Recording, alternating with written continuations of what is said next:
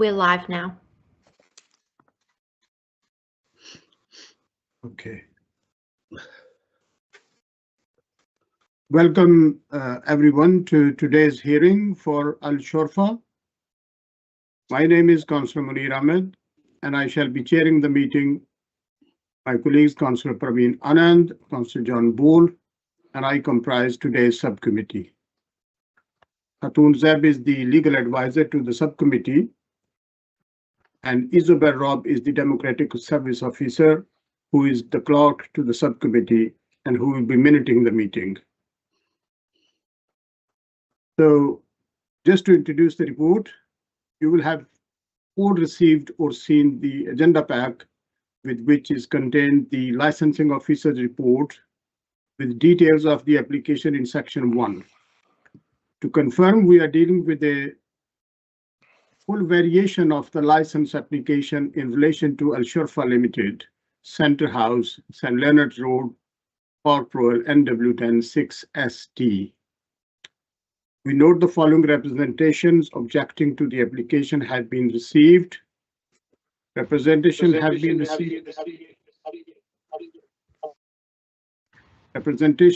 been received from the pollution control team and the Met Police. The subcommittee have read all objector submissions in the agenda and will take them into consideration when making their decision.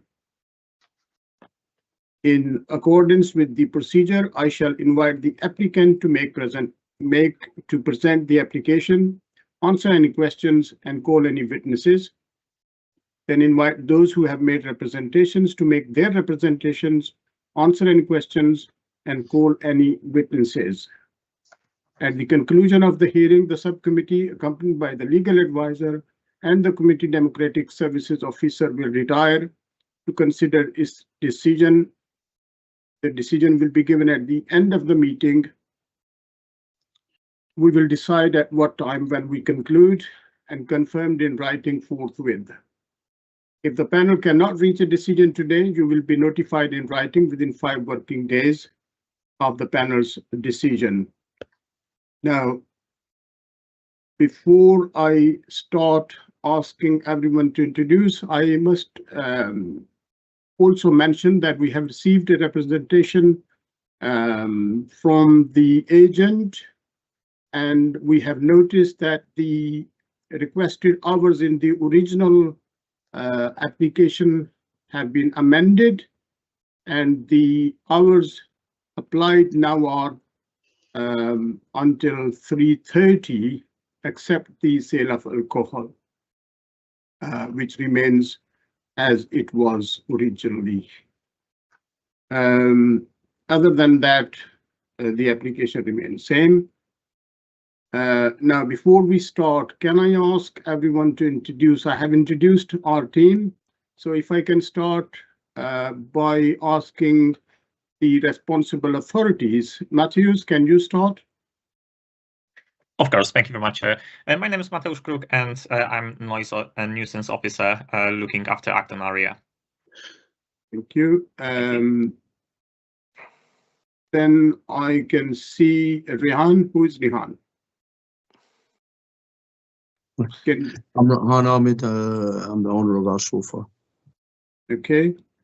Noel? Yes, good morning, everyone. Noel Samaru from NZAT Consultants. I'm the agent on behalf of the applicant. And then I've got Yusuf. Hi, hello again, Mr. Councillor. My name is Yusuf Alhani. I'm representing the premises license holder. Thank you. Ms. Robb, do we have a presentation from police? We don't. They don't appear to be here. Okay. Okay.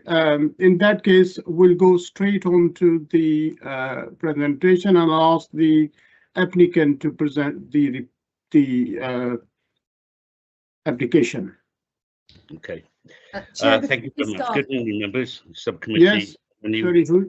Sorry, Mr. Samaru, I'm interrupting you just very quickly. Chair, before we start, can we get Rehan's surname so we have a full name for the note for the minutes, please? Rehan, what is your full name? And if you can put it on the Sorry, yes, it's Rehan Ahmed, Ahmed. Okay, Thank you. okay, Ms. Samaru, you can start now. Yes, okay, thank you very much. Good morning, members, committee members and responsible authorities. Good morning, Matthias.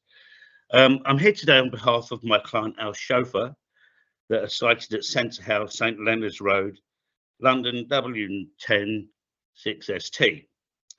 I'm here to address the application, respond to the concerns raised by the noise control team and the Metropolitan Police. We fully acknowledge the role that these bodies play in ensuring that conditions are upheld and in safeguarding the well-being of the community in general. However, I must highlight several key points to provide clarity and fairness and balance to this matter and this application. The noise control team have alleged that my client breached their conditions on 2 occasions by operating outside the permitted hours and creating excessive noise. While these allegations are taken very, very seriously, I must respectfully point out that my client has never received any formal notification or correspondence regarding these allegations and alleged breaches. No specific evidence, such as dates, times, decibel readings, or witness statements, has ever been provided. My client has not been afforded the opportunity to investigate and address these claims at any stage of these alleged occurrences.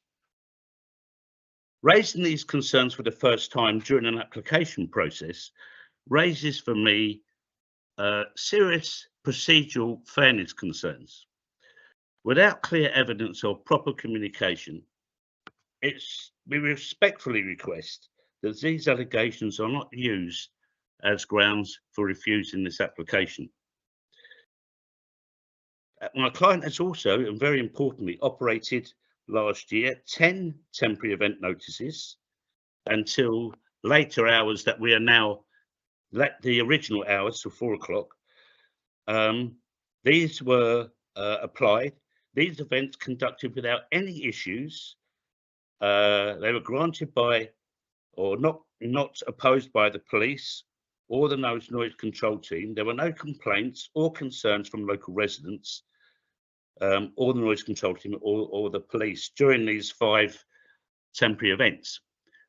I would like to point out, and it's a bit of a confusing situation because I can see the license was granted in July, but one of the alleged offences is back in June.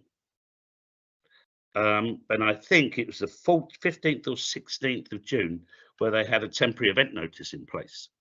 So I'd like to sort of investigate that a bit further if I can. This track record demonstrates the client's responsibility to operate these premises with the extended hours while adhering to all the conditions and minimising any disruption to the community. And these were, as I said, 5 temporary events councillors that operated last year. In addition to this, my client has received visits from the council's licensing team on multiple visits. In fact, I was on the premises once when the licensing team turned up. At these visits, they're all positive. No issues have ever been identified. This reflects my client's consistent compliance with the licensing conditions that he has and their commitment to operating responsible premises. There has been absolutely no history of call-outs from the police, any crime and disorder, or any antisocial behaviour. So it's also important for us to emphasise that the Metropolitan Police have never had any reason to visit my client's premises. There have been no reports of any antisocial behaviour, crime, disorder, or anything linked to the business whatsoever.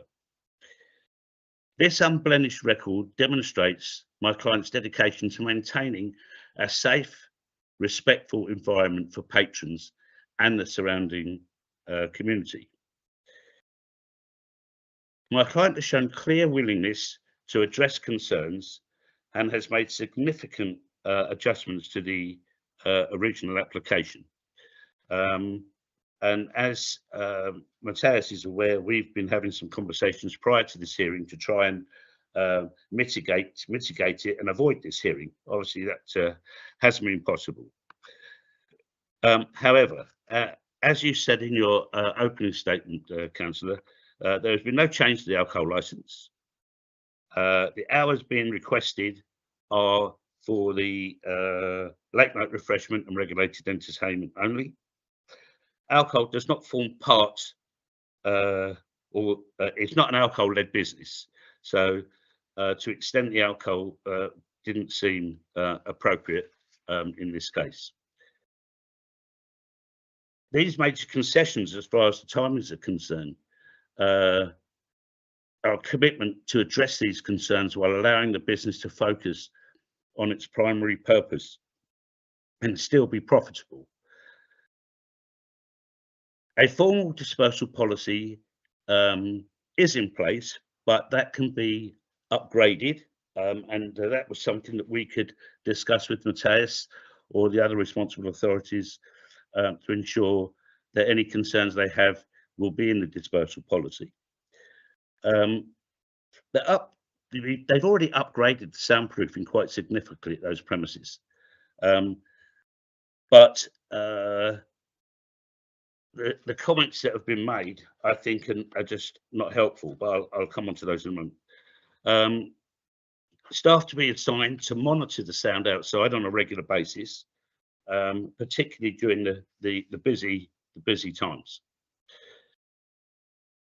Just try and strike a balance between the community and expectations of maintaining the business viability.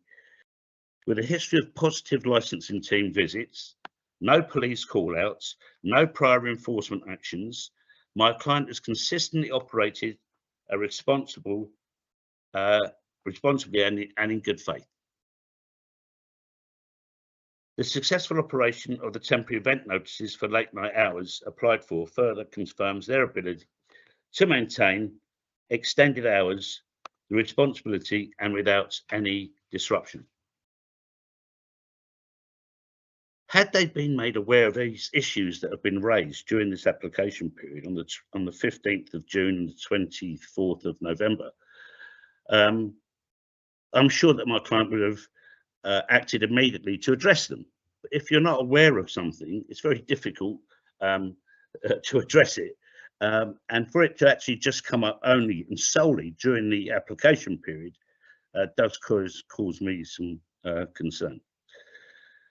Their clean record underscores their dedication to maintaining compliance and fostering a positive relationship with the council and the local community. My client fully recognises the importance of collaboration with the stakeholders and is proposing the following proactive measures to ensure ongoing compliance and address the concerns that have already been raised. Maintaining detailed logs of operational hours, noise levels to ensure transparency and accountability. Establishing formal communication between the noise control team, local residents, to quickly resolve any concerns. I have to also mention there have been no representations, no complaints from local residents, and I don't quite understand the comment regarding the traveller site, which is 100 metres down the road, and why that becomes such an issue. The travellers have never visited these premises at all. Participating in regular reviews with the council to demonstrate accountability, and obviously that would be good practice. Finally, my client has made a positive contribution to the local area by providing employment, supporting nearby businesses, and fostering a safe and welcoming environment for the local community. They are committed to continuing this beneficial role in the community.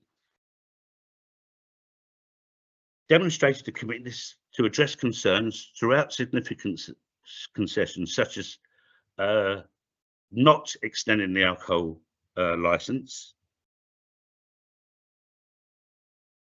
even though, as I said, alcohol is not, they're not an alcohol-led business.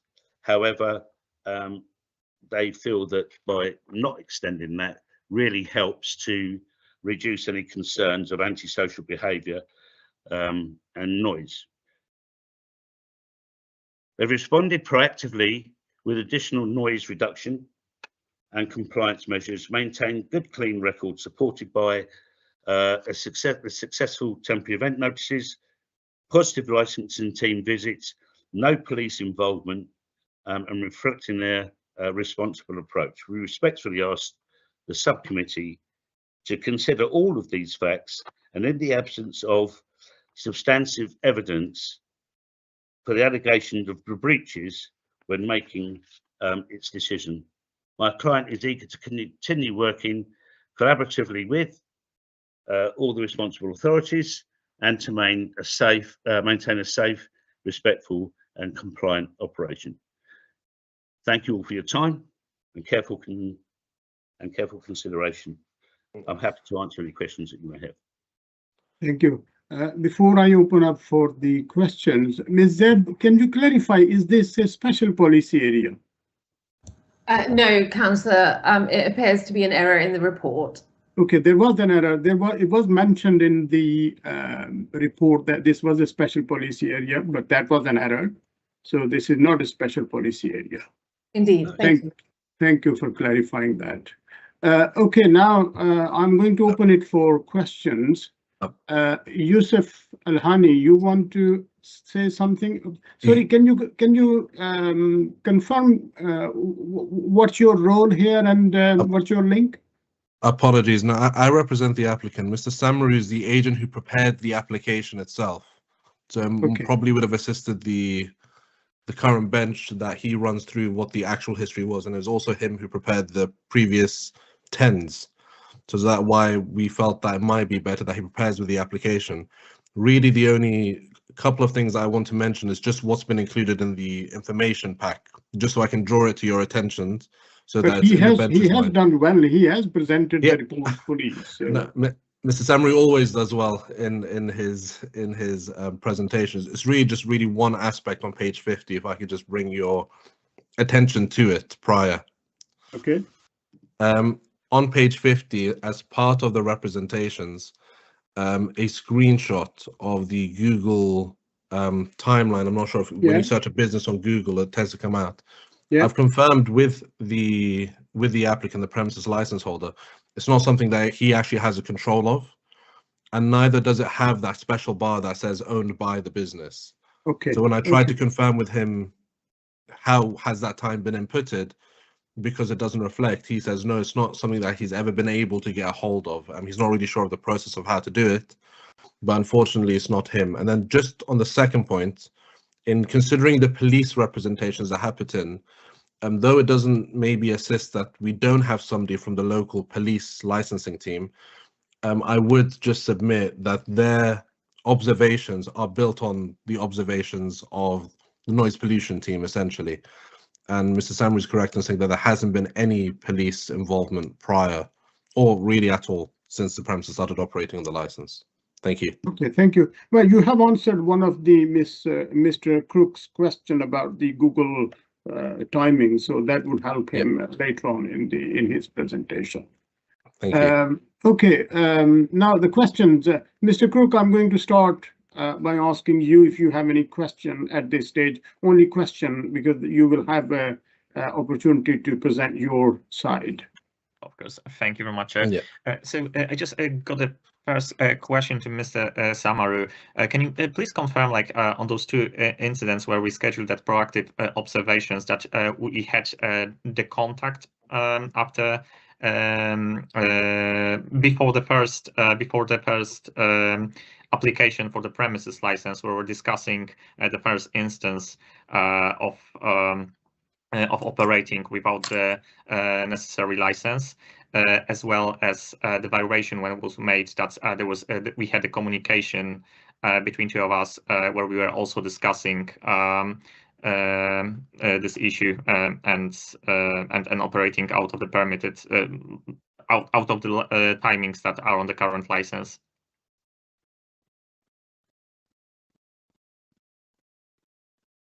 If you can unmute. I mean, we've had, Matthias, you and I have had many conversations about many different clients. However, you're quite right. I did prepare the original application for this. Prior to that application being submitted, temporary event notices were submitted. With regard to them operating outside of their licensing conditions back then, I can't make any comment on that because I don't know, and have never been made aware, Matthias, of that. But if they don't have a premises license, they weren't selling alcohol on the premises. They had a temporary event notice in place. I don't see the issue. I don't really, to be honest, I don't really understand the question, but I'm trying to help clarify it as well.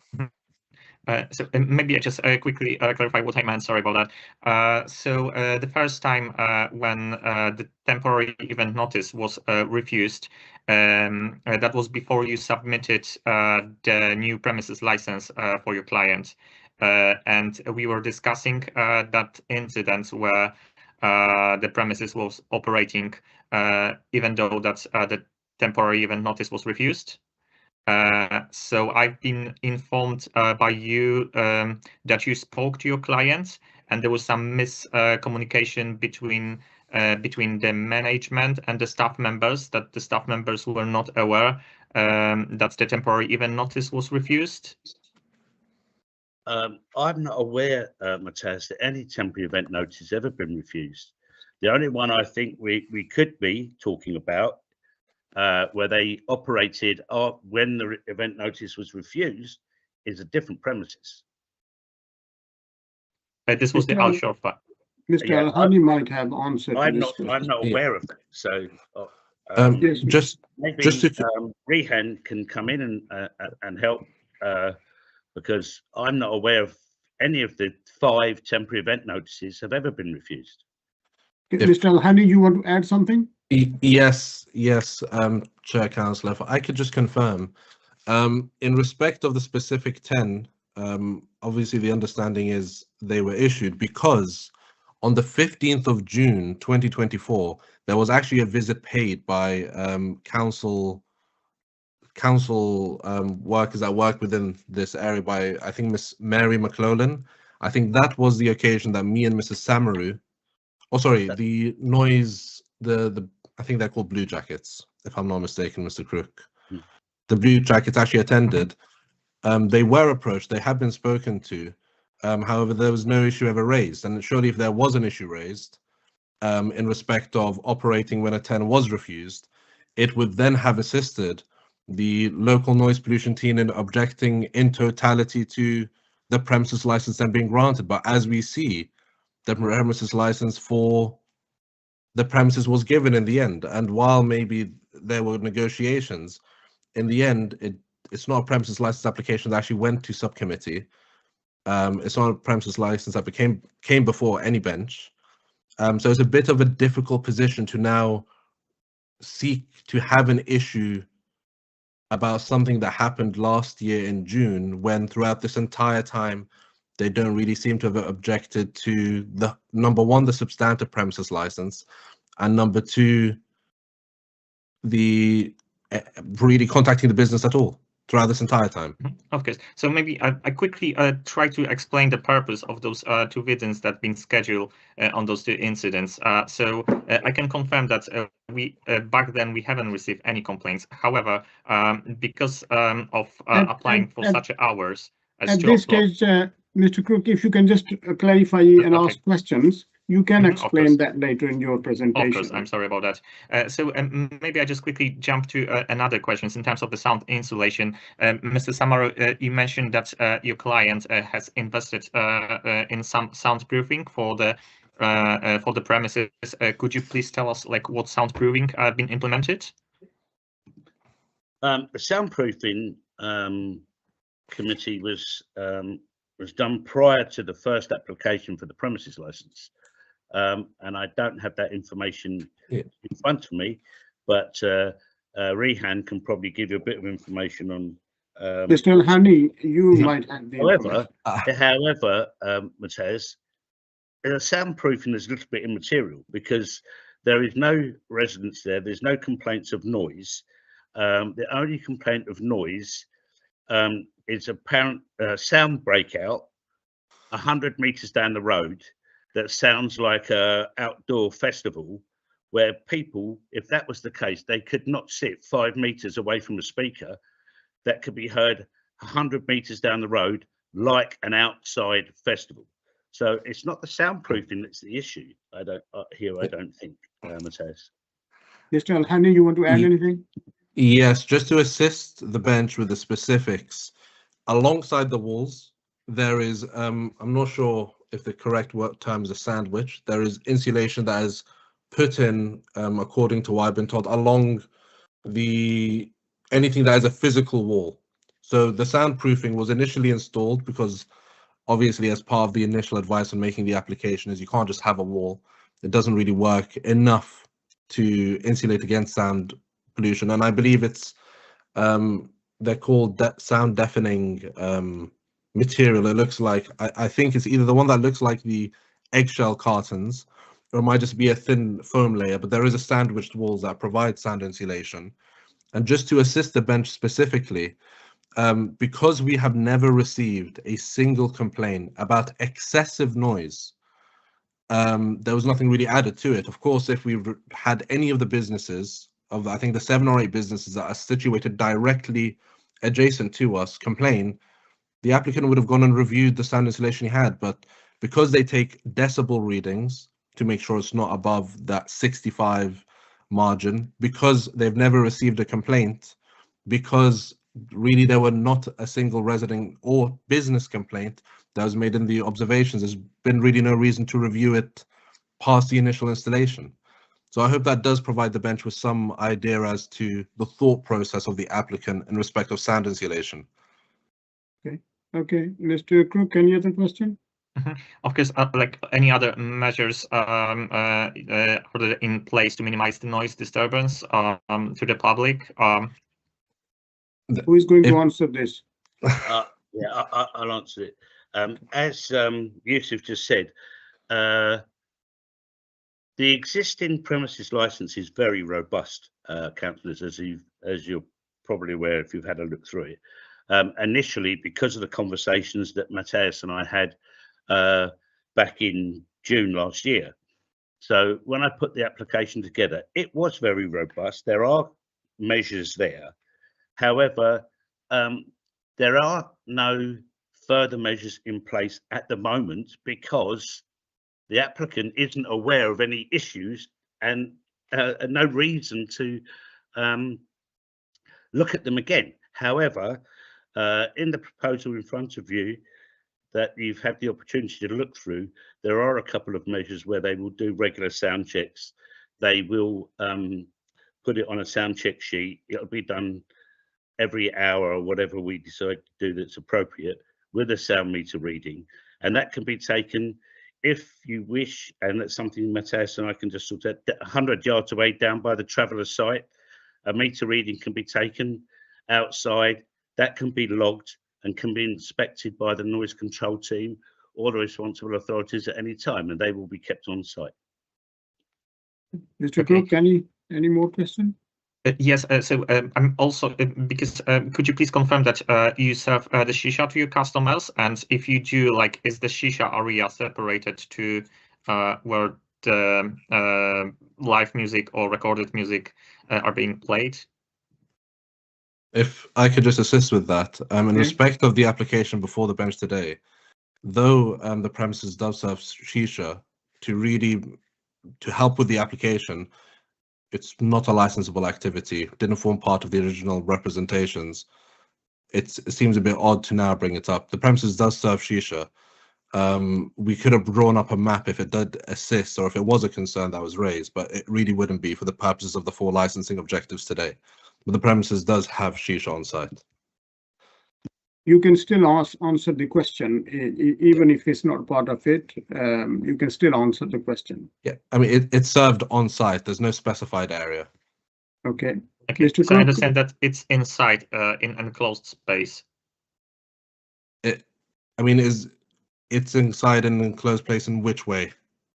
Well, so what I really mean is I'm just trying to figure out whether your windows or doors are open for the customers when they smoke the shisha.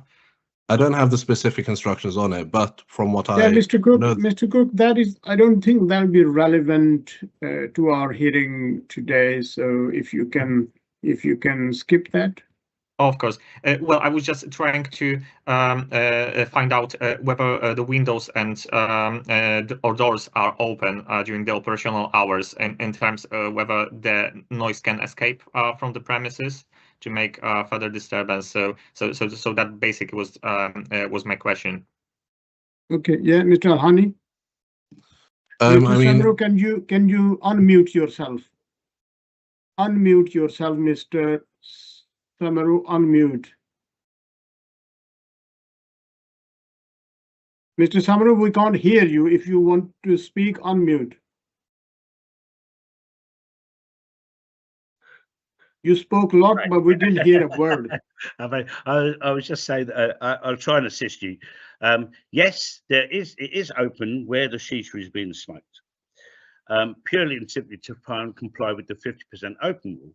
Now, as I said to you before, Mary McLaughlin has visited on many occasions where shisha's been. The shisha has never been an issue, Councillor, and I don't really know why it's being brought up now. But to answer Mateusz's question, yes, it is open. Okay, that answers your question, Mr. Crook. Any more question? That's it from me. Thank you very much. Thank you. Now, before I ask my colleagues if they have any question, I am a bit confused now. Mr. Crook said there were 10s refused, and the applicant is saying no 10 was refused. I need some clarification. Mr. Crook, can you clarify that? You said there were 10s refused? Yes, so the temporary event notice, one of the temporary event notice was refused due reaching the maximum number for the temporary event notices application. When was that? Unmute yourself, please. Just 1 second.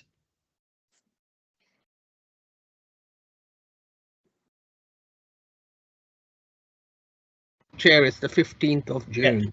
Yeah, Chair. 15th of June. I submitted those temporary event notices. That 15th of June was the 3rd temporary event notice that we submitted. There were 2 prior and 2 directly after, 1 week before the license was granted. In all honesty, I am not aware that application was refused.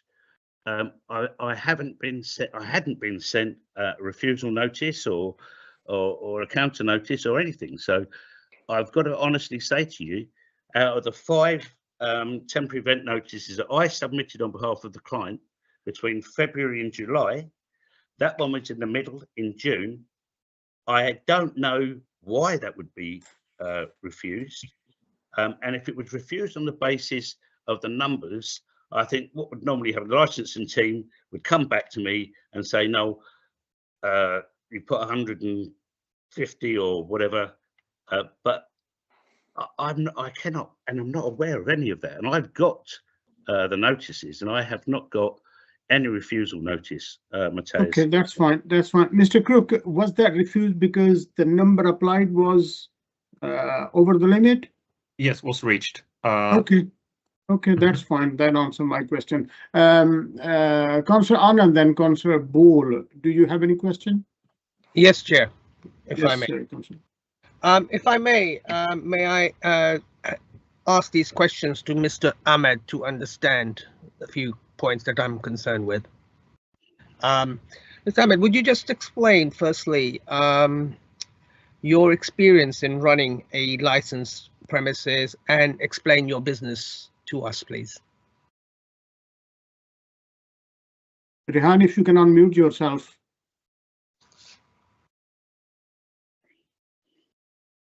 Okay. Thank you. This is my first experience of running a licensed business, and I have been doing so for nearly a year approximately now.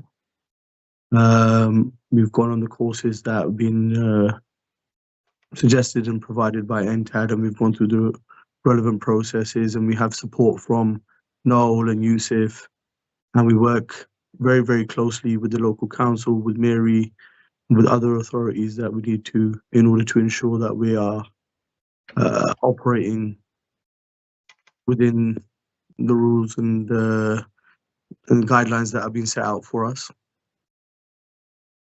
Okay. Just explain. Thank you, Mr. Ahmed. I have a few questions for you. So, just explain that.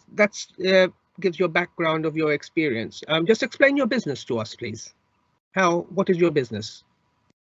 It is primarily restaurant, and we also have some music they're playing as well. Some artists, singers that come in, and that's it. Really, late night, evening entertainment. What kind of clientele? What is there a particular type of music you play? Any kind? Is it English music? Is it Arabic? It's actually quite broad. So it ranges from English to Arabic to Middle Eastern to North African. It covers quite a broad spectrum. So would you say your clientele is a mixed clientele of different people, different ethnic minorities and stuff, or is it particularly? I mean, I haven't really taken a. I'll lead on to why I'm asking you this question. Just wanted to know. I don't think there's any particular demographic, but okay, go on. Sorry. Yes. Basically, why I'm leading on to that is that sometimes there can be conflict of management, conflict of certain clienteles with the others. So how would you mitigate any crime and disorder in that situation? Do you actually also, if you're going to be operating in this premises, how many patrons are you going to be expecting that at any one time on a Saturday night you will have? And how many security will you actually carry with that? Okay, so our capacity, I'm not sure. I think Noel has the most, like, approximately. You just give me approximate figures. I'm not exact figures. It's not required. About 80 people. Okay. Seated or standing together? Is that 80 seated? Seated. Yeah. Okay. Yeah, and basically a minimum of 2 security. Okay. At times, we can bolster. At New Year's, we bolstered it up, and so on and so forth. So, when you can preempt that, you might need some more security. We do it. We have a very good contract with the local security company. So, and we don't really keep the same security as well. So they rotate their people within there as well. In terms of the demographic, I can't really put my finger on the pulse. That's okay. I just need to get a broad idea. Finally, just want to it's more of a mature crowd of every demographic, to be honest with you. Okay, just one further question, and then I won't have any questions for now. I just want to understand, as you being the operator, you can have your agents and your representatives who can answer for you, but I want to understand from yourself, if you may. There is although you've actually been explained that you have your main business is not alcohol. What my concern, or what I would more be happier to get an answer from yourself, is if a customer comes in at, say, 2 o'clock and is insisting that he needs to have a drink, how would you address that issue? Because you've got a very big gap between your serving alcohol and then you actually closing. So how would you address that so that the customer is happy? Just say no. I mean, there's no other way around it. We just say no. We explain to them, you know, we got other things going on for them. They can enjoy, sit down. The last. Would you allow them to bring their own drink and drink it? That's it. That'll be that. Okay. Thank you very much, Chair. Thank you very much, Mr. Ahmed. Thank you. Noel, you wanted to add anything before I move on to next question? No, in fact, I was going to assist Rehan in the question. That's okay. If it's been answered, that's fine. He answered it himself. I think he answered himself very well. Yeah, Mr. Ahmed knows what to say. Councillor Ball, you have any question? Yes, Chair. So following on actually from the last question by Councillor Anand. So in this, so what about the patrons who are already there and have been drinking alcohol? What would the arrangement be? You know, in this the long gap between 12:30 and 2:30 on a weekday, or 1:30 and 4:30 at the weekends? Would they be allowed to 3:30, Councillor Bolt, the timing is 3:30. Sorry, timing is reduced now, sorry. But yeah, but still, there's still a long gap between the closure of the bar and the closure of the premises. So, for instance, would patrons be able to, you know, order 2 or 3 rounds of drinks and kind of then drink them for the rest of the evening?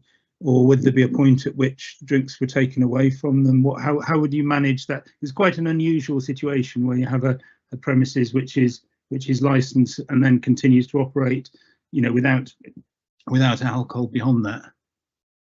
I mean, we explained that to them prior to them taking a seat and prior to them ordering. That is the time up until the. And we wouldn't encourage or allow for anyone to like ply themselves with a whole bunch of drink coming close to the end of that. And it's just something that sorry, Noel, you want to say something? Sorry, I think Ms. Zeb has left the hearing. Perhaps it's just needed she returns for the minutes. Okay, sorry. Ms. Rob, is Ms. Zeb stay or not? Noel, if you can hold on. I'll send her an email if we just hold. Yeah. Okay, if we can pause here for a little while until the legal advisor is back.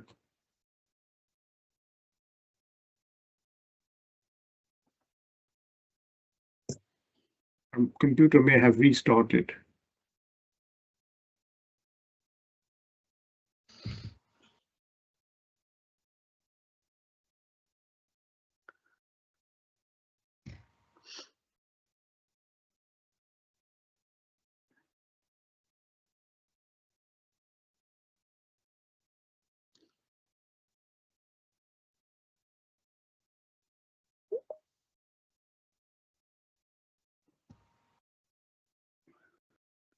Okay, Ms. Zeb, are you back?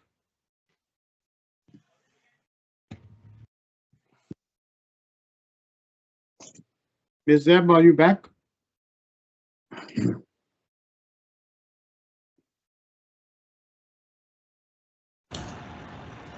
Ms. Zeb, are you back? Yes, thank you, Councillor Ahmed. It appeared to have shut down on me. Thank you. Yeah, that's fine. We paused at that stage when you left, so we are restarting from where you left. Thank you. I'm grateful. Yes, Noel, you can answer. Just to assist Councillor Ball, I suppose you can look at it like in a pub where they cease, the bar closes at 10:30 and they have half an hour drinking up time. The same will apply at these premises. The clients will be told the bar is closed, you have half an hour to finish your drinks, but they can still have food and enjoy the entertainment. And I also have to really emphasise, councillors, this is not an alcohol-led business. A lot of the people that visit this premises do not drink alcohol anyway. Hence why we didn't go for, excuse me, extending the alcohol licence. We even did consider to withdraw it from the application, but Rehan felt that people coming in earlier do sometimes like to order a drink, but it's not but it's not something that they are led by, like a pub that sells food. They are more establishment that sells food and has alcohol available if people want it. Yeah, I mean, so would you accept a condition which had something like that, like a half-hour drinking up time after the end of the alcohol? Because I think without that it would be really hard to enforce, wouldn't it? Because if there was a reason for the Matthias and his team to visit at at 3 a.m. and people had drinks, there'd be no way of knowing whether they legitimately bought them before the bar closed or whether they were it was being sold after hours. So would that sort of condition be acceptable?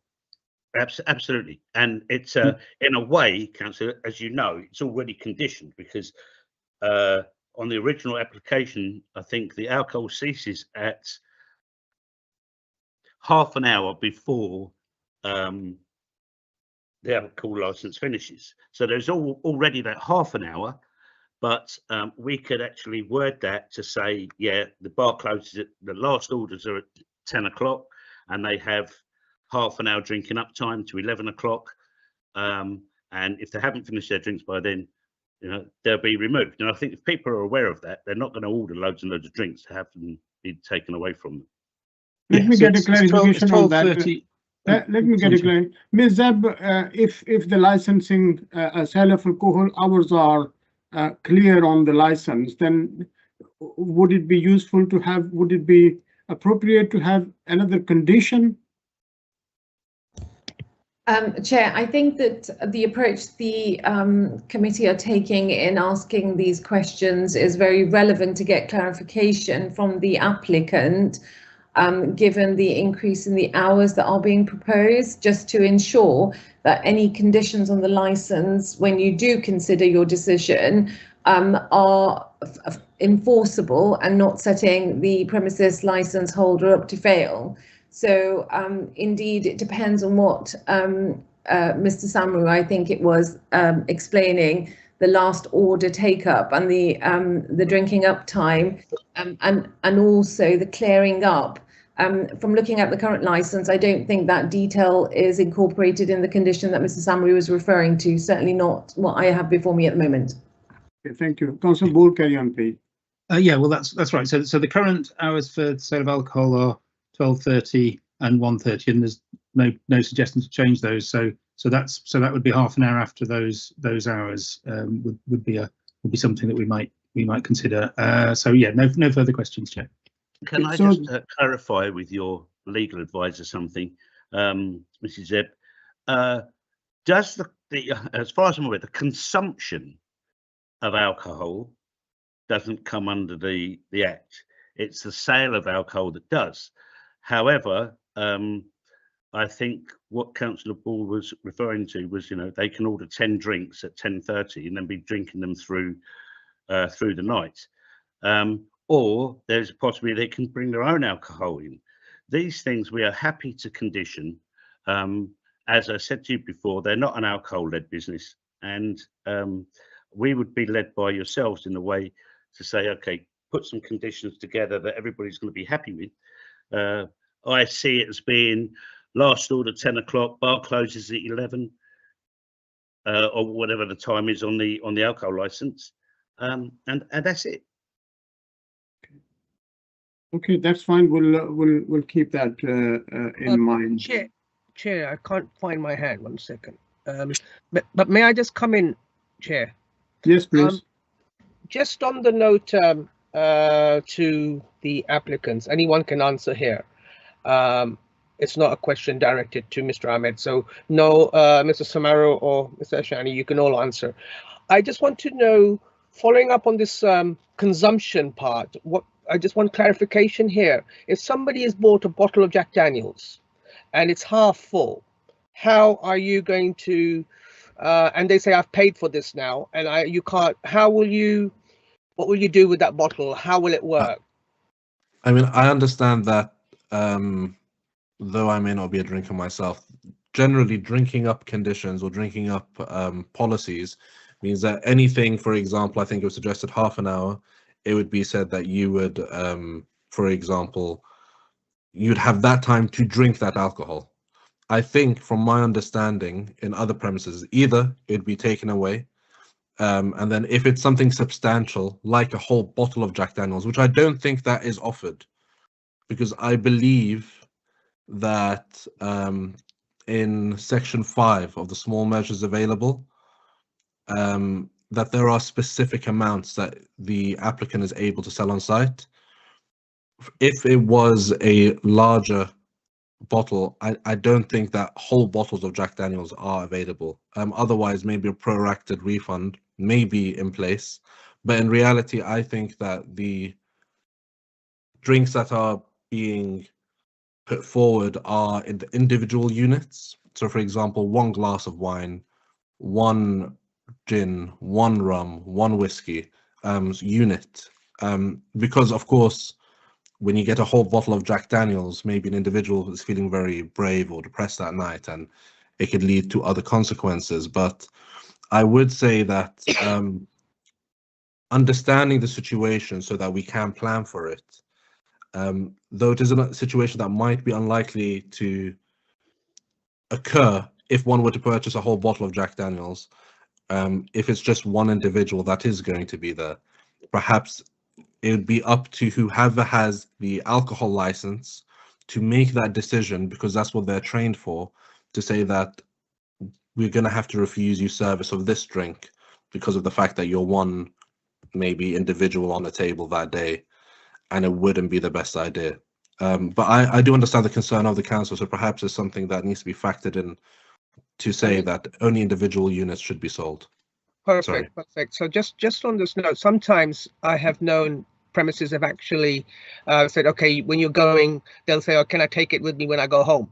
It's concerning there that if you're giving them a drink, what happens with that drink when they leave the premises? So yeah, it's good that you are answering the question, and there's eventualities where somebody is a group of 4 people, they want to have a bottle of Jack Daniels, it's just 5 minutes before the bar, 10 minutes before the bar closes, and now they say that they've got this bottle, they want to finish it. So that's good that you've addressed those issues, and in your operating schedule, it will be good that these things are addressed, and we don't have to see you here in a review hearing. Thank you. Noel, you want to add anything, or that was answered? I was just going to assist in that question. I've been a licensing agent for the best part of 15 years.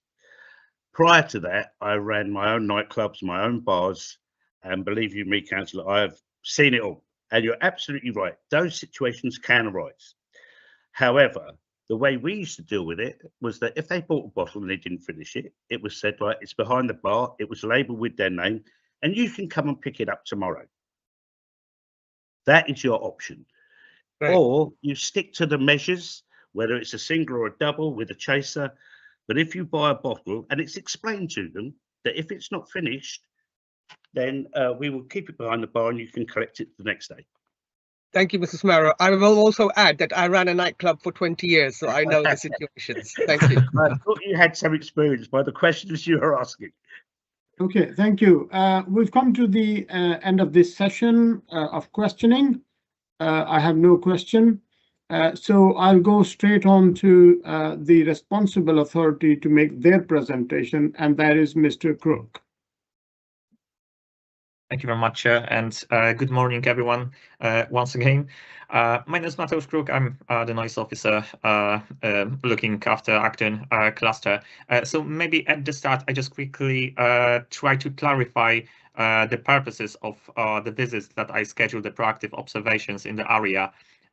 This is something that I usually do before the end of representation for any premises, just to check like how the premises operates.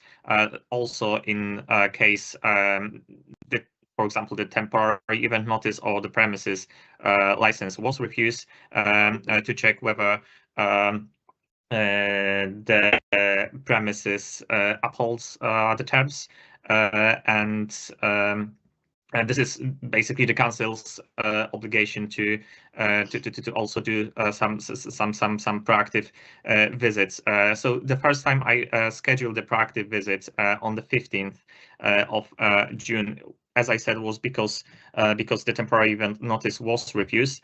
And we observed, the patrol officers observed that the premises was still operating. This is something that I discussed with Mr. Samaru before the end of the representation for the new premises license. And I've been informed that there was some miscommunication between the premises management and I believe the owner or Mr. Samaru. So because I didn't, after our discussion, I saw that explanation as usual. So I know that sometimes some miscommunications might occur, and that was the reason why I didn't submit any objections on the original premises license. Once you applied for the variation, because the hours are, in my opinion, very excessive to operate originally until 4:30 a.m. for the weekends. So I just wanted to check how the premises operates, what's the closure procedures, and that was the reason why another visit was scheduled. I can confirm that we haven't received any complaints back then. That's why we wouldn't enforce if we observed anything. So that was as an informative thing for us to do. But we observed very excessive music playing in the area. The notes from that observations are included in the information pack. Yeah, that was just a first quick introduction to explain the purpose of the visits schedule. Going back to my statement, I have submitted an objection to the full variation of premises license for our Shorfa due to concerns regarding the applicant's ability to uphold the licensing objectives under the current license. And the current license granted on the 22nd of July 2024 permits the premises to operate Sunday, Thursday from 11 o'clock till 1 a.m. and Friday, Saturday from 11 till 2 o'clock in the morning. Regulated entertainment, late night refreshments and supply of alcohol are allowed Sunday, Thursday from 11 till midnight and Friday, Saturday from 11 till 1:30, which in my opinion is already very good premises application. Similar venues like Al Shorfa have reduced hours compared to those ones. However, despite these conditions, we observed the significant breaches on 24th of November at 2 o'clock in the morning. Excessively loud amplified music was witnessed playing, and music should already have stopped by 1:30 a.m. and the premises should be closed by 2 a.m. However, instead, operations continue and customers were seen entering after 2:30 in the morning, along with loud music continue playing. As I said, similarly on the 15th June 2024, following a refusal of temporary event notice application, officers again observed the premises operating and playing very loud music. And this incident highlights serious concerns about the applicant's compliance with the current license conditions, demonstrating a complete disregard for regulations and agreed terms. Granting the requested variation would likely result in extended operating hours, in my opinion, further disturbing nearby businesses and local residents who live approximately 90 meters away from the premises. Additionally, just yesterday, so that was 13th of January 2024, the pollution control team already received the first complaint about ongoing noise nuisance caused by loud amplified music. The complaint also mentioned the sale of shisha in enclosed space, the consumption of alcohol in breach of licensing condition, antisocial behavior, traffic disturbance, and antisocial behavior outside the premises, and using part of premises without planning permission. If the variation is granted, it is anticipated that further disturbance and complaints will arise. That is end of my statements. Thank you very much. Thank you. Okay, now questions. I've already got hand from Noel. Noel, you can ask question first. Yeah, hi, Matthias. There's a couple of questions that I need clarification on, and I mentioned it in my opening statement. With these breaches that you say you observed, how is it helpful? How do you feel it's helpful to your applicant or other businesses not to communicate those with them? That's, I mean, if there's a problem and you don't tell them, how are they to know? Now, the councillors may say, well, he should know, it's his premises. But if he's not there, for example, one night and something, but if you don't tell them, there's no way for them to ensure that it doesn't happen again, whether that's through extra staff training or whatever it may be. So Okay. my question to you is, why did you not communicate with them in any way?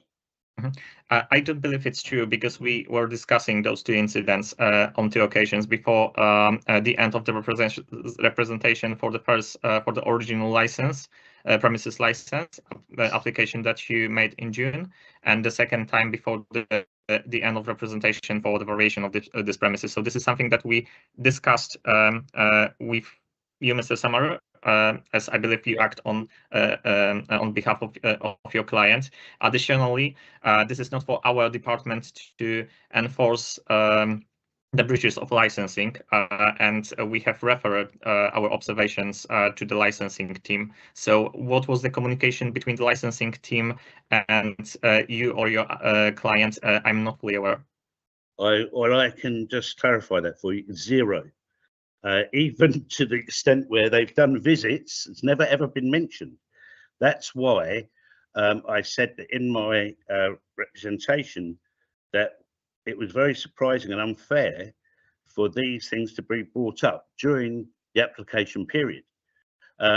Also, one other question, you've mentioned something that happened very, very recently, and I want the councillors to consider that we are here to discuss the points that are in the representation from Matthias, because again, it is very unfair for us to be ambushed with things that we don't know anything about at this particular hearing, and I don't feel that should go against us when the committee makes its decision whether to grant or refuse this application. However, the points that you've raised, Rehan has heard them, I've heard them, Yusuf has heard them, and it's something we will be looking at. If you communicate those with us, then we will look at, he's got the CCTV, he can look at what the situation was, he can view that, and we can come back to you with some positive response to what you've just said.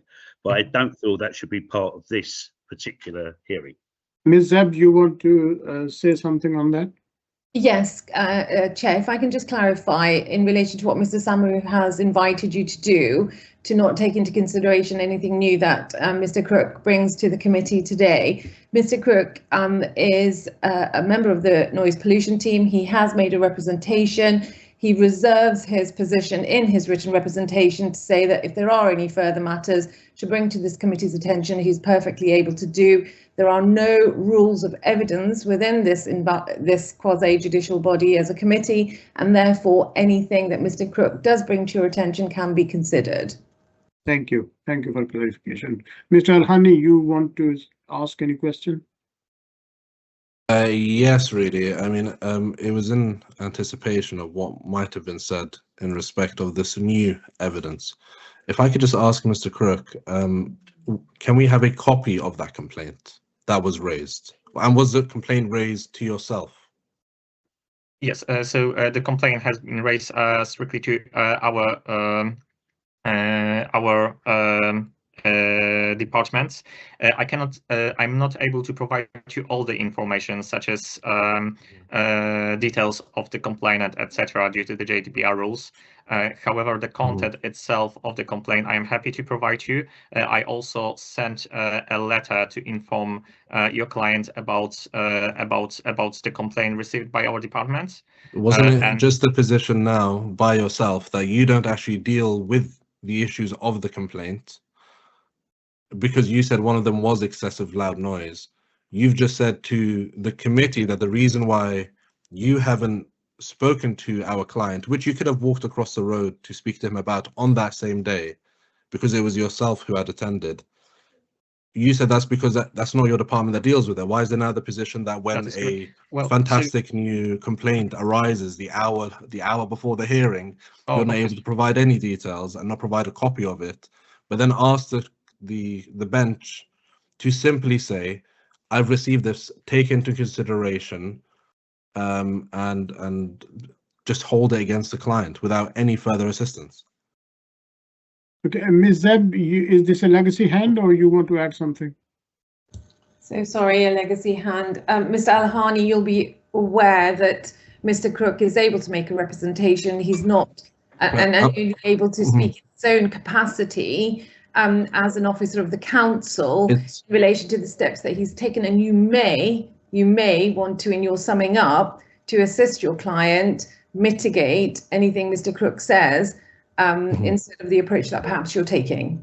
I'm grateful. I'm asking himself directly because the evidence that he has given in his capacity as an officer was there was this complaint. So the question I'm asking in his capacity is, if this is of such importance to the applicant, why has it not been provided to the bench today? That's merely what I'm asking. What I've understood is that for GDPR reasons, he can't disclose it, and that's his answer. So merely that is the reason behind the question, but I think Rehan does have a hand raised that he wishes to contribute to. Rehan, you have a question? Yeah, I just wanted some clarification as to the what details you can give us all about this complaint, like date, times, some more information, please. Okay, so I'm happy to provide you the content of the complaint. And I think what Yusuf was alluding to was that you mentioned that you have sent me a letter, which, by the way, I haven't received, but you mentioned you sent me a letter regarding this complaint, but regarding any of the other previous 2 complaints, you didn't send me a letter.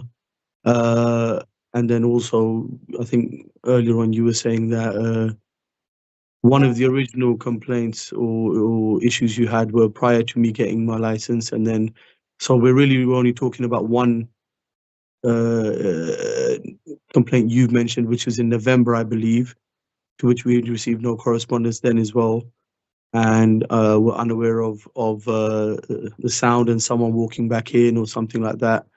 And I believe that what Noel and Yusuf were trying to say earlier was that we had no way of actually explaining or justifying the situation to you, because like you said, we have CCTV, we have a staff rota, have a managers there, so I would have been able to explain. I mean, perhaps it was my staff entering and leaving the venue, perhaps it, we have a strict, by the way, after a certain time, no re-entry policy, so there would have been no way.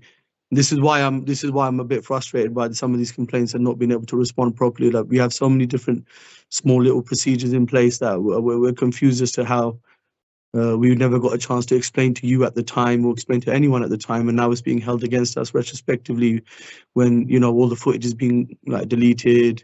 There's no way of us explaining it to any of the councillors. These things, but you wanted to send us a letter for this complaint, but not the one prior to that. And I understand what Ms. Zeb is saying, and I completely agree with her. You are allowed to make your representations as and when you want and however you see fit. It's just, it would be nice if you could enlighten as to why you chose to communicate this with us this time, but not on any prior occasion before that. Yes, of course, Mr. Mahmadi. So maybe just to clarify and repeat that once again, the 2 observations that I scheduled previously were proactive because of your temporary event notice was refused, as well as because you applied for the variation. I just wanted to check how you operate, what's your closure procedures, etc., etc. That these 2 were not the complaints. The first complaint we received just recently, just yesterday. So because we have the procedures, like once we receive the complaint, we issue a letter to yourself to make you aware of the issue. And I believe that probably you haven't received the letter just yet, as it's been sent yesterday, if I'm not mistaken. So you will receive the letter very soon, and we can then also discuss this further. In terms of the complaint, I have read it in front of me. So the content is basically what I said. The complaint mentioned about the ongoing noise nuisance caused by loud amplified music, as well as it has been reported that the sale of shisha is in enclosed place, the consumption of alcohol in breach of licensing conditions, antisocial behavior, traffic disturbance, and antisocial outside of the permitted hours.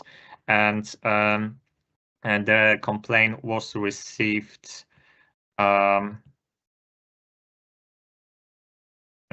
just 1 second.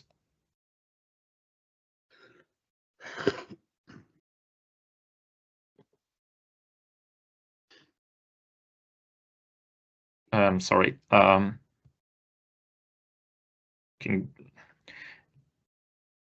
So the complaint was received on the 13th of January 2025, 1:30. So at 13:35 hours, 1:35 p.m. Sorry, was the complaint pertaining to that particular day or another day? I think it was overall complaint. So we haven't received a phone call or email. It was received by using our form submission that can be found online. Mr. Crook, is this complaint from a resident or from a local business? Or you don't know? I don't know. Unfortunately, I don't know. So do you have the details of the complainant? You don't need to tell us, but do you have them or not? Has the complainant given address? I do not have the address. Okay, so it's an anonymous complaint. It is anonymous complaint. Okay, point taken. Next question, please. Any other question from? I have no further questions. Okay, Councillor Bold, you have a question. Yes, please. Yeah, so first thing is, Mr. Crook, I'm still a bit confused about the refused TENS notice. So you were saying it was refused on the 15th of June. You were saying it's refused due to the maximum number being exceeded, but we've heard that there were only a small number of TENS notices. So is that the limit of applications by a personal license holder, or? Yeah, do you basically, can you have more clarity on why it was refused, and do you know why it appears that the applicant didn't receive a refusal notice? Okay, well, we have received the application, so our department can make any comments or, like, if necessary, make the representation. And later on, we've been informed that this application was refused as the maximum number of the application was reached. However, like, further questions around these aspects, I'm not gonna be able to answer, as that would be the question to our licensing team, I believe. Okay. All right. And a separate question. So the second occasion, the 24th November, the officers were near the wall to the traveller site. So is it your submission that the noise inside the traveller site would be excessive? Yes, so I believe that the residents of the traveller sites are potentially affected by the noise emanating from the premises. Okay, thank you. And then finally, are there, if we were to grant the license, are there any conditions that you feel would ameliorate the harm or not? Unfortunately, at this stage, what I would suggest is for the applicant to stick to the current license, and especially if they decide to apply for the variation in the future, to definitively implement some more acoustic treatments, just to make sure there is no the noise or like the music is not escaping from within the premises, especially if they decide to play the live music or recorded music until late hours in the morning. Okay, thank you. Yeah, no further questions from me. Thank you very much. Anand? Yes, thank you, Chair. Mr. Cook, firstly, may I just clarify from yourselves, which, other than the traveller site, which other premises or site is called technically a home, where there is a residential home within those premises? So the residential home, I also included in my in the information pack a map with the distances. So I believe the other one. You say 300 I know the area meters? quite well, and I don't know, other than near North Acton Station, there is no residential, unless you can correct me otherwise. So if we look at the map, I believe the closer one is the Midland Terrace, which is approximately 300 meters away from the premises. Okay, now if that is the case, 300-meter Midland Terrace is, you're saying, is a residential property?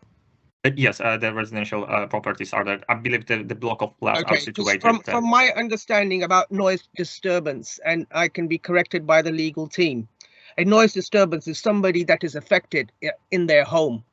A business is not entitled to complain about noise.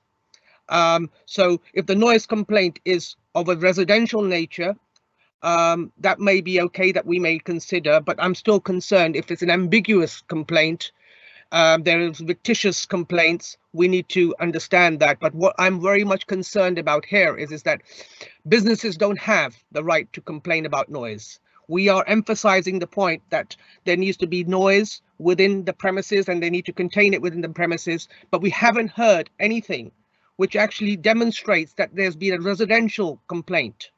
I need that information more clearly, because a noise complaint received yesterday, it can be from any fictitious business competitive person that's knows that there's an application. I don't know how much weighting we can put on that, although our legal advisor said that you can put this information in, but unless we know it's a residential complaint, I think it's got no weighting for us at the moment. And I can be corrected by our advisor, but I hear the other issues, but considering again that it's very much in a commercial area, to put conditions about noise staying within the premises, it's actually, we haven't received any complaints as such, and so I'm really going to struggle to go on that basis that we're going to have to put special conditions on the applicant for this particular noise until we have more evidence from your team. Okay. Yeah, so that's my point. Okay. Thank you. Thank you. Mr. Kruger, you want to say anything on yes, that? Yes, that's totally, yeah, I agree. Like, we don't enforce the complaints from the businesses because the complaint that we receive is just from yesterday. We are still in investigating process. So, that's what we following up at the moment. However, the role of the pollution control team is, as well as dealing with the noise complaints, is to prevent from the noise nuisance and receiving any complaints. Therefore, that's the reason why my representation was submitted. Can I just say something following on from Councillor? Not at the moment. I'll come to you. Mr. Crook, how much weight you give as the pollution control team to an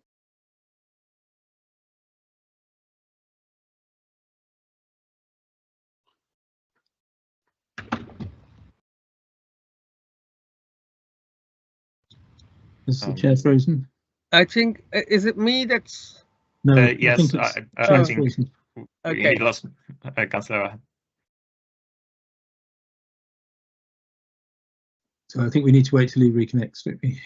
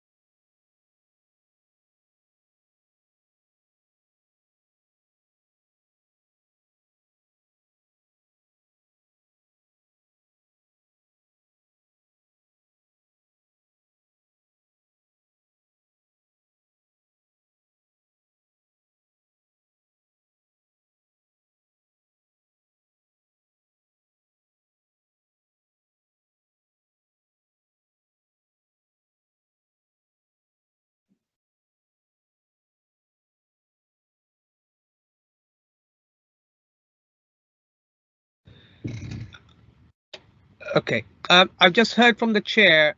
He's having connection problems and he's trying to reconnect.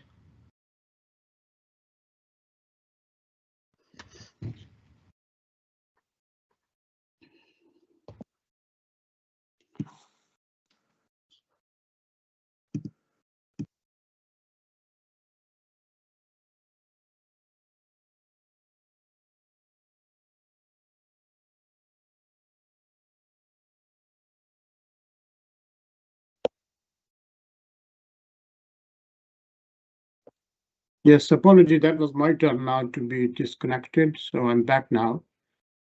Sorry for that. Mr. Crook, I was asking how much weight would you give to an anonymous complaint? That's where I was. Yes. So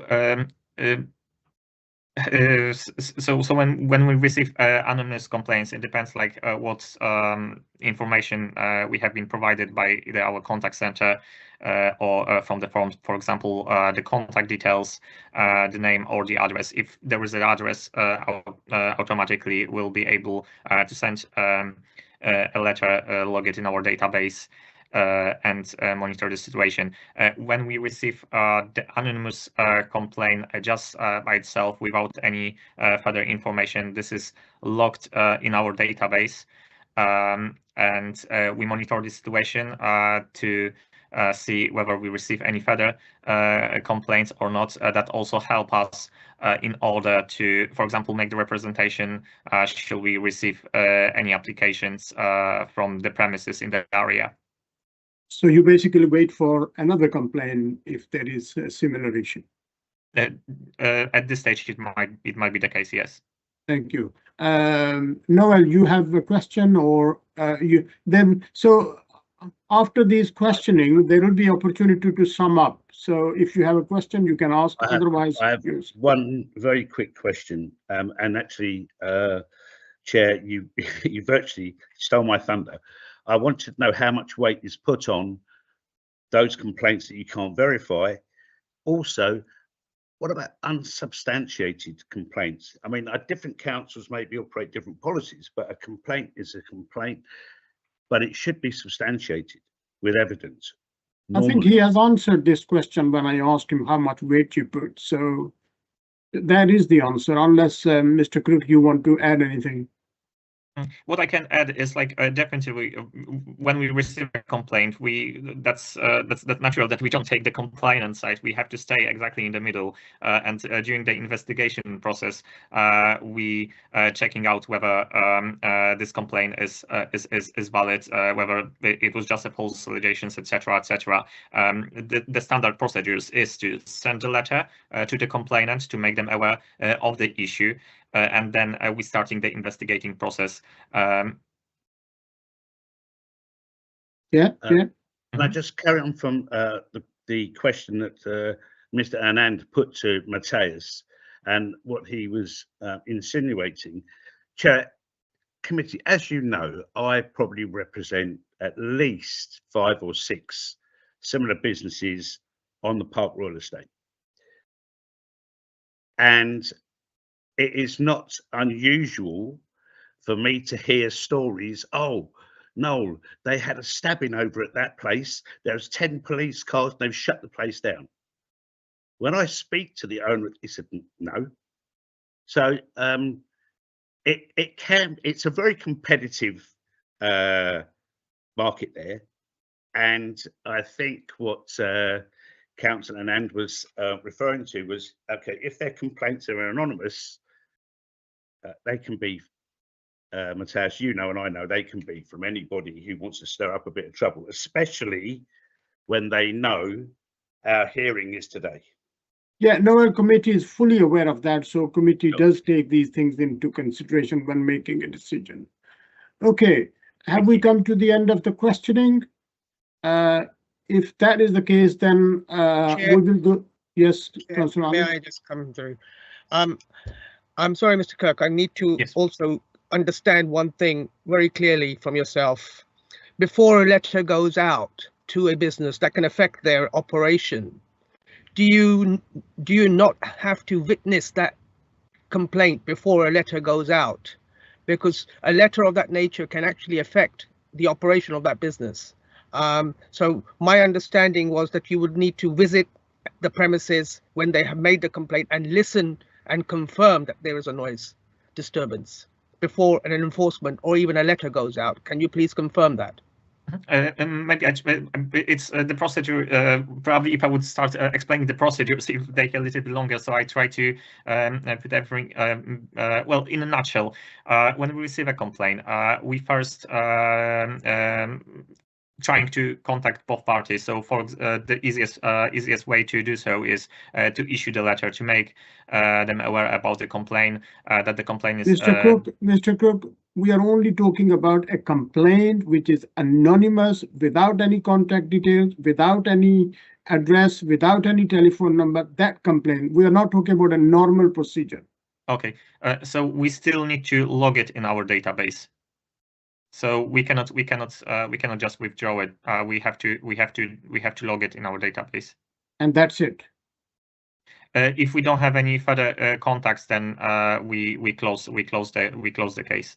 So you don't notify the premises. We might notify the premises to make them aware. Like for example, like in this instance, I decided to notify the complainant. She would discuss this matter further. Okay, I think you can explore more on this the process of anonymous complaints. But anyway, we'll move on now, and I'm going to go to the summing up. And Mr. Crook, you will sum up first, and then the premises license applicant. Mr. Crook, your turn to sum up. Thank you very much. Thank you. So as I said, well, in my opinion, like the hours proposed by the applicant are excessive. following up our initial observations, it appears that the applicant it is an ongoing issue for the applicant to run out of the agreed terms from the current license. So at this stage, what we propose is to stick to the hours from the current license, as well as whether in the future the applicant decides to make the variation application again. We would suggest that better acoustic treatments are implemented in these premises, as well as devices to control the noise within the premises, such as sound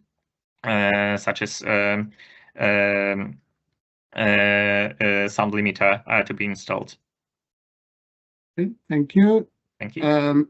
Who is going to sum up on behalf of the applicant? Yeah, that's down to me. Okay. Chair. I'll make it very quick because I think we've covered most of the points this morning. So thank you, members of the subcommittee, for allowing me the opportunity to summarise this representation on behalf of my client. Throughout this hearing, I hope we've demonstrated that my client has taken responsibility proactively and a proactive approach to both the applications and their operations. The following points that I'm going to make I think are critical matters that you need to consider. Number one, they have a very clean record, regardless of these anonymous whatever complaints or complaints they have never been made aware of. My client has no history of police call-outs, no antisocial behaviour, crime and disorder linked to their premises whatsoever. They have consistently operated responsibly, as is reflected in the positive visits that have been made by the licensing authority to the premises, and in the absence of any letters from anybody, including Matthias, with obviously no enforcement actions ever being taken. The temporary event notices, I think, are very, very important. There were 5 temporary event notices that I submitted between February and July. That was prior to us submitting the application for the premises license. I have to come back to the third one. I have not on my records got any paperwork to say that it was refused or rejected. If there was anything, maybe somebody from the licensing team would have called me and said, no, you've forgotten to put in the number of people that are going to attend. That is sometimes the general reason. But as I said, with those TENs, when they were operated without any complaints or issues. Again, this demonstrates their ability to manage the extended hours without causing disruption to the local community. There have been no complaints from any resident, from any business. The only thing that's being pointed is the Travellers site, which is 100 metres away, and they have never complained. So as far as complaints are concerned, I don't really think that is I think that's a bit of a red herring. We submitted the application and we took into account and we recognised the concerns that everybody had. Hence, we did not extend the alcohol licence because it was suggested that people drinking late into the night become more intoxicated, create more noise, so on and so forth. So a cut-off, as it already exists, we thought was very important. We proposed a measure to minimise the noise, including a dispersal policy that they have in place, but we can tweak that a bit. Soundproofing, I don't think is something that is particularly relevant. The premises has been soundproofed, but it's not noise inside. From what I understand, it's noise breakout. However, again, we don't have any record of any complaints or any concerns. And as Councillor Nan said, it is on an industrial area, and the nearest actual resident, I think as you said, was 300 metres away, or the Travellers site. But again, there have been absolutely no complaints whatsoever. My client has shown a willingness to work closely with all of the responsible authorities, including the Noise Control Team and the Metropolitan Police, to ensure ongoing compliance swiftly and to address any future concerns. I mentioned the Metropolitan Police, and it's unfortunate they're not here today, but my client has never had any contact with them. In closing, my client has demonstrated their responsibilities, the responsible approach, their clean track record, and a commitment to operating this business in harmony with their local food for the local community. Even though it is different demographics, I've been there, I've eaten their food, it's very, very good. We respectfully ask the subcommittee to focus on these facts and grant this application subject to any conditions that you feel or deem appropriate. My client remains dedicated to upholding high standards at these premises and fostering a positive relationship with the council and the local community. Thank you very much for your time and consideration, Chair. Thank you. We've come to the end of the hearing, and before we retire, I want to check with Ms. Zeb. Ms. Zeb, is there anything that you need to clarify at this stage? I don't believe so. Okay, Ms. Robb, on your side, are you okay with what you've written? Is there anything that you need to clarify? Nothing from my side, thank you. Thank you. In that case, we are going to retire, and I anticipate that by 12:30 we should have a decision. If we don't, then we will notify you and we might delay, but I'm hoping that by 12:30 we will come back and announce the decision. So the democratic officer, legal advisor, and my colleagues can stay, others can leave. Thank you.